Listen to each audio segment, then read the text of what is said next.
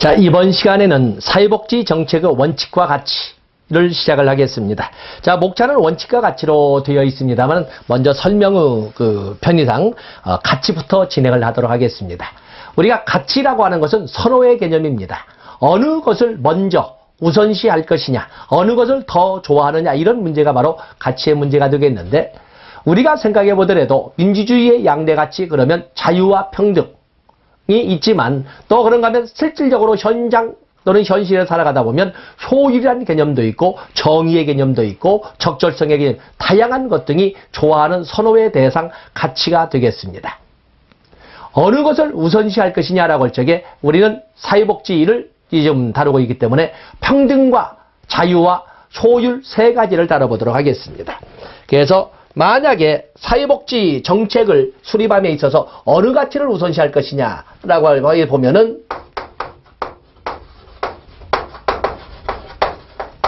사회복지 정책의 가치. 가치에는 평등도 있고 자유도 있고 효율도 있고 뭐 정의도 있고 등등등 많은 것이 있지 않겠습니까? 어느 것을 우선 가치로 해서 사회복지 정책을 수립할 것이냐 하는 문제가 등장할 거예요. 만약에 평등이라는 가치를 우선시해서 들어간다면, 자, 평등을 별도로 나누겠습니다. 평등. 근데 우리가 이 평등이라고 하는 것을 우선시해서 정책을 편성한다면, 근데 문제는 평등에는 절대적 평등과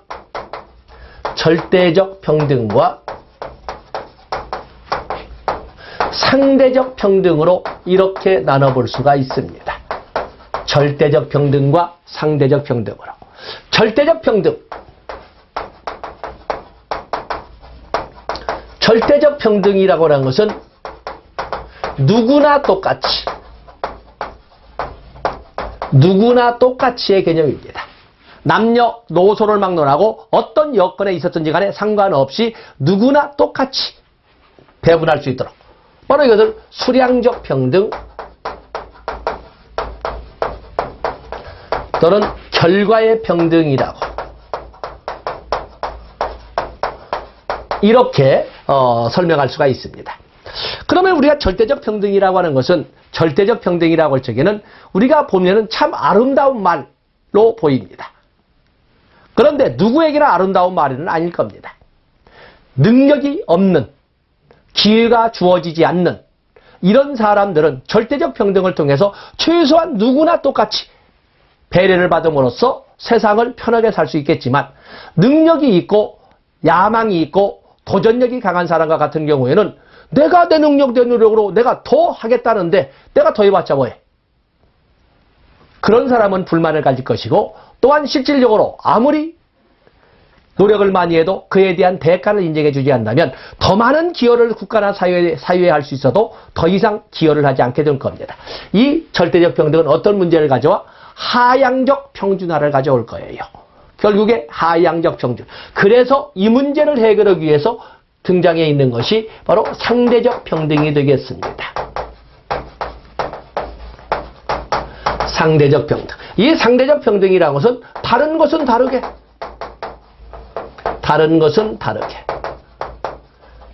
이 다른 것은 다르게. 바로 이것을 비례적 평등. 비례적 평등이나 또는 우리가 이걸 바로 공평이라고. 공평 또는 균등이라고 이렇게 설명을 합니다. 자, 여러분, 우리가 같은 날 같은 시험지에서 한국사도 같이 봅니다. 중농조의 실학자 중에 반개 유영원 선생은 균전론을 주장을 합니다. 토지를 균이라고 해서 똑같이 절대적 평등으로 뭐 만백성에게 똑같이 나눠주자고 한 것이 아니라 산업공상에 차등 있게 지급하는 것을 균전이라고 그랬어요. 선비라고 하는 사람은 하는 일 없이 맨날 빈둥빈둥 하는 것처럼 보이지만 한 번도 쉬지 않고 나라가 나아갈 길과 백성들이 굶주리지 않을 길을 가지고 노심초사하니까 가장 기여도가 크다고 할 수가 있다. 가장 많은 땅을 줘야 된다.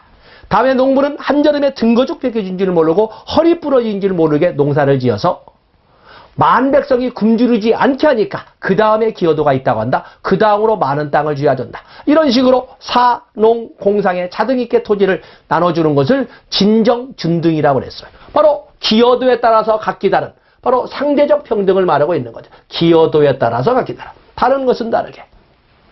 그래서 어느 나라든 간에 절대적 평등만 또는 상대적 평등만 이끌어가는 건 아닙니다만 절대적 평등으로 최소한의 굶주리지 않는 선은 일정선을 만들어 놓고 그리고 그보다 더 많은 기여도를 가진 사람들은 바로 과학적 관련에서 나오는 성과급이라고 설명할 수 있죠. 성과급이 인정되는 기여와 노력, 기여, 노력, 능력에 따라서 다른 것은 다르게 인정받을 수 있도록 하는 것을 상대적 평등이라고 합니다. 자, 여러분들이 만약에 정책 위반자라면 어느 평등의 우선시에서 정책을 위반하시겠습니까? 바로 이런 문제가 존재할 것이고 그런가 하면 두 번째 기회평등과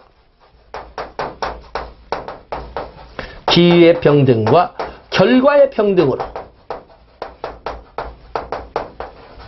이렇게 나눠볼 수가 있어요. 기회평등이라고 하는 것은 기회평등은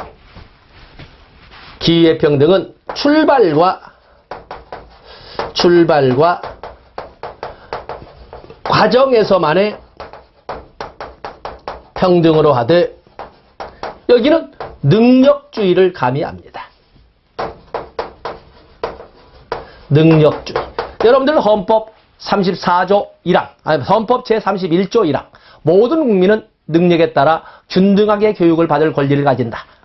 모든 국민은 균등하게 교육을 받을 권리를 가진다. 단 능력주의에 의한다. 누구에게나 그 기회를 준다는 것입니다.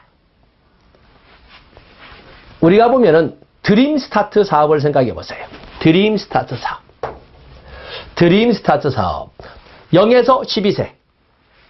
뭐냐면 초등학생까지 저소득층 아동과 그 아동을 데리고 있는 아동 저소득층 취약계층 아동과 아동 가정에 맞춤형 통합 서비스를 제공해서 교육에 있어서 기회 정의를 실현하고자 하는 것을 드림 스타트 사업이라고 합니다. 2007년도부터 시작되었지요.